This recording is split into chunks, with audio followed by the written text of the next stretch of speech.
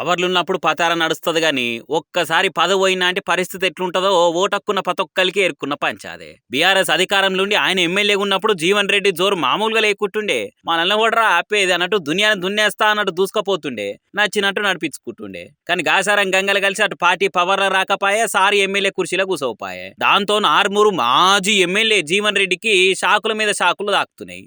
Armoor RTC జాగల అనే పేరు మీద ఉన్న షాపింగ్ కాంప్లెక్స్ లా కిరాయిలు గట్టక కుప్పై కూర్చున్నాయని ఆఫీసర్లు ఇదివరకే చెప్పారు కదా. ఇక ఆ ముచ్చట కోర్టు దాకా పోయే వరకలా ఉత్తగే మూకోకుర్రి షాపింగ్ మాల్ సీజ్ చేయరు అని హైకోర్టు చెప్పుడే ఆలస్యం. ఆఫీసర్లు వచ్చి సీజ్ చేసి తాళాలు వేస్తున్నామని మంది అందరికీ వచ్చేటట్టు మైక్లో చెప్పారు.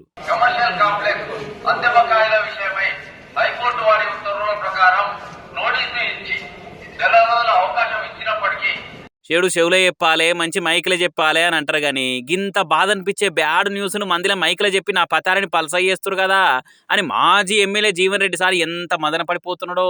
ఆర్మూర్లో నా ఇజ్జత్ అంతా ఇంకుడు గుంతల పాలవుతుంది, అందరి ముందు పరుగు పోయిందిగా అని ఎంత రంది పడుతున్నాడో పాపం. ఇక ఉషో రామచంద్ర, ఈ ఫ్రీ బస్ పథకమేమో కానీ ఆర్టీసీ డ్రైవర్లు కండక్టర్లు ఆడలతో నిలువెట్టుకునే తందుకు డ్యూటీకి రాగా ఒకటి కాకుండా 2 బాక్సులు కట్టుకొని బుక్కడు ఎక్కువ తింటే గానీ ఆసరై తట్టులేదు వాళ్ళకు.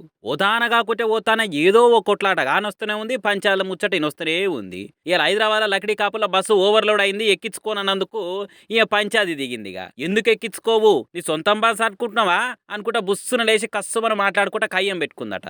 కాతాం ఇక ఆ డ్రైవర్ అనగా మస్తు గాలి, నాది కాదుగా బస్సు, మరి నువ్వు తీసుకోపో, నువ్వు నడుపుకోపో అనుకుంటే బస్సు దిగిండి. ఇక అయినా ఆమె ఇనేదేలే అస్సలు తగ్గేదేలే అనుకుంటే నడి రోడ్డు మీదనే నలుగురు చూస్తుండగానే జగడం పెంచింది. ఇంకా